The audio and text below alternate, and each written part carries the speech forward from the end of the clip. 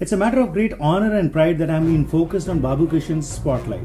This program, which I have seen of late, is really becoming very popular in our community.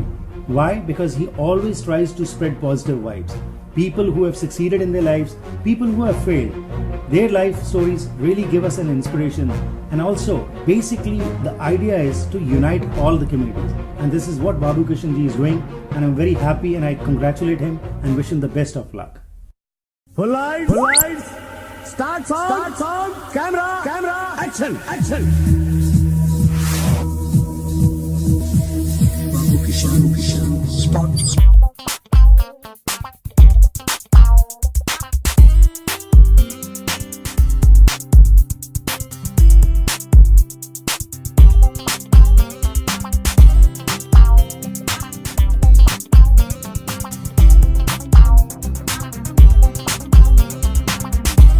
Hi, my name is Sonia Andhi. I live in Vancouver in Canada, but I was born in Shimla. I grew up there and I went to school there, college there, and then I moved here. I got married and I moved here. So, looking back at my youth, at my childhood, best time of my life. I had the most amazing friends, and growing up in a town like Shimla, which is a small town, it has its own atmosphere, its own environment, was just amazing, was fabulous. I have the best memories, still stay in touch with a lot of my friends from there. And then once I got married, I came to Canada. It was a culture shock, and a culture shock in the sense that I found it a lot quieter than back home. You know, when I came here, I thought, okay, I'm going to Canada, going to the Western world, and it's just going to be fantastic in terms of everything is going to be very modern, which it was, but it was so quiet. Now, Shimla is not a very big city. It's not a very happening town in the sense that, there's parties and all kinds of things, but it was home, and I grew up there, my friends, so we were always busy doing things, and I come here into this small part of Vancouver called Surrey. Nothing was happening here, and I just thought, my goodness, what have I gotten myself into? Not a lot of people from my culture, which didn't matter. Language was not an issue. I was fluent in English, but I didn't know anyone here. You grow up, you make friends, and that's your circle, and then you come here, any new place you go to, you don't know anyone. So the only people I knew was my husband, his sister, her family, and that was it. So it was like starting life again. I was in my early 20s. I had got my bachelor's degree from India, and then I come here and I'm told, well, this is only equivalent to a grade 12. I thought, really? And did I want to go back to school and go back to college? Not really. So I started out with some settlement work at a non-profit agency, and that was my career. I didn't realize that at that point. But that's the work I've been doing since then. And I did it because I was comfortable with it at that point because of my language. So language wasn't an issue. I was comfortable in English, in Hindi as well. Spoke a little bit of Punjabi with a Hindi accent, so a lot of people didn't quite understand that when I tried speaking in Punjabi, and they would actually think I was still speaking in Hindi. So that was interesting. And since then, I've learned to speak Punjabi. I also learned to read and write Punjabi, but I haven't practiced it enough to say that I'm fluent in it. But that was how I started with my nonprofit work. And since then, I have 3 children who are grown up now. They've got their own careers or career paths. And I am doing a lot of things. When I was growing up, I wanted to be a politician. I wanted to be an actor. I loved theater, or I wanted to be an athlete. And so thankfully, I'm able to do a bit of all of these things, maybe not acting as much, but I am very involved in the community. Politics, maybe one day we'll see about that. I'm doing a lot of community work now, which is really rewarding. I am a therapist, I'm a family therapist, so I do some counseling, I do social work. So I have worked in a variety of positions, and the thing that I love the most is helping people. And we all say that, right? But what does that mean? And at this point in my life, it does mean making a difference in somebody's life. Thankfully, I get paid to do that work, but the work that I do through Shakti, which is something that I embarked on in 2000, and it was called the Shakti Awards.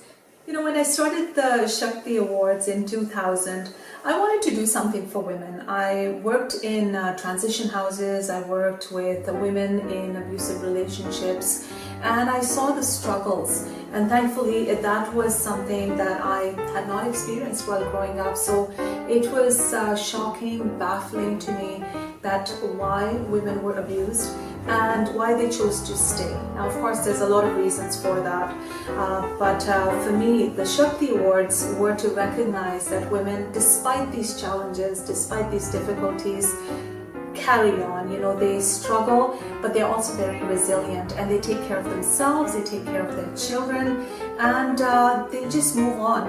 And the Shakti Awards were founded to recognize these women, to give them awards in different categories. So we established 5 different categories. We said athletic, academic, artistic, business, entrepreneur, and community work.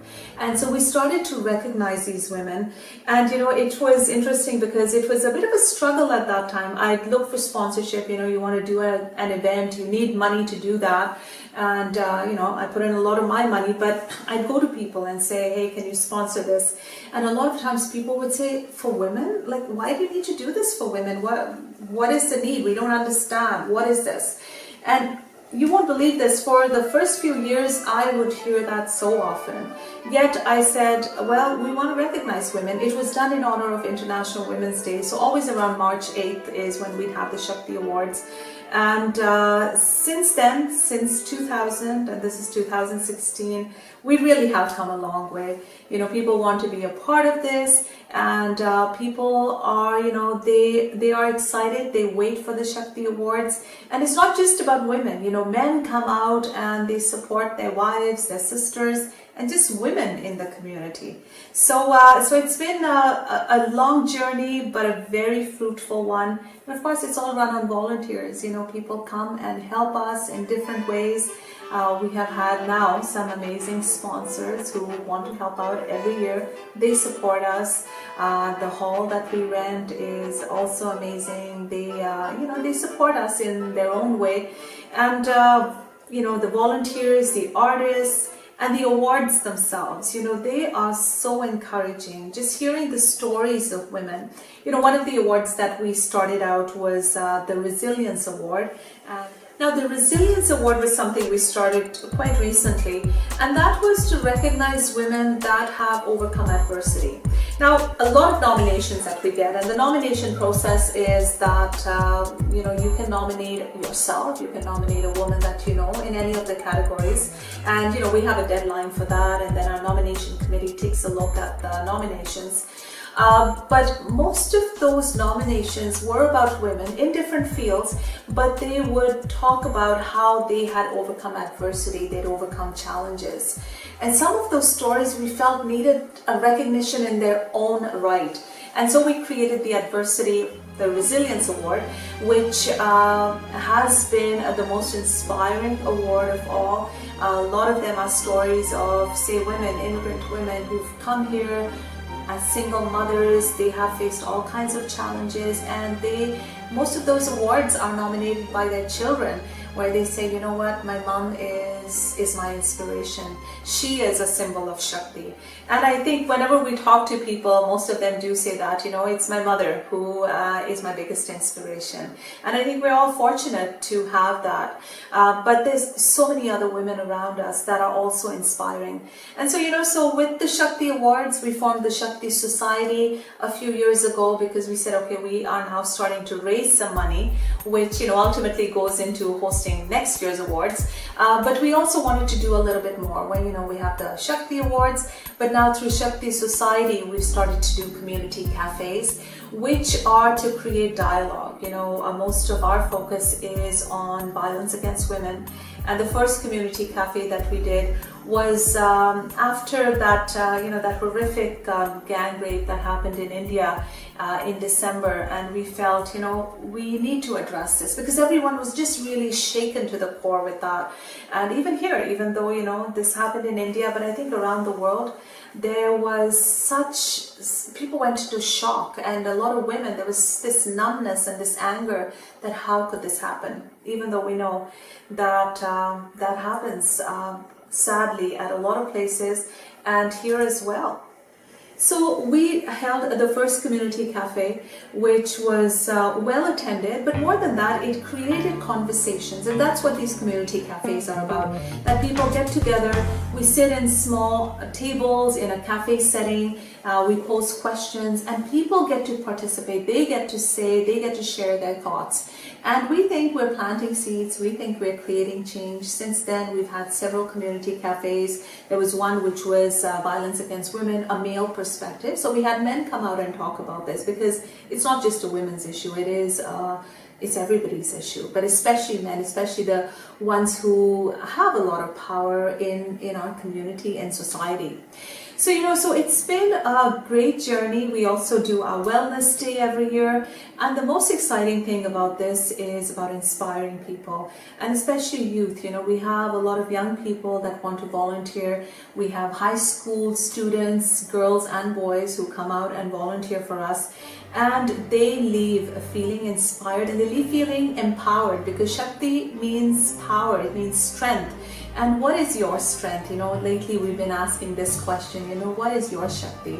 And Shakti is something that's within us, but we also give it. The more we share it with others, the more it awakens within us. So, some of our taglines are embrace the power within, celebrate the power within, awaken the power within, because that's what we want to send out to not just women, but each one of us, because we all have a feminine energy within us, and that Shakti needs to be awakened in each and every one of us. I think it's really important for us to remember who we are, the struggles that we have faced, and maybe personally we have not faced them, but people around us have. And it's still, even in this day and age, women do struggle. We face challenges, there are barriers, there is discrimination. And even if we don't face that in an obvious way, it is there. And so it is about how do we work with other women? How do we show that compassion to other women, that we awaken that power, that strength within them, so that they can do the work? Because this is something that we can't do by ourselves. I started Shakti Society, I started Shakti Awards, but there's no way I could have done it all by myself. I needed people around me, and I've had just amazing volunteers, and that's something that I really wish everyone does do, where it's easy to get caught up in our lives and take care of ourselves, but I get the most satisfaction from helping people, from just being around people and getting their energy, me sharing my energy, and that is just the most rewarding thing I have found.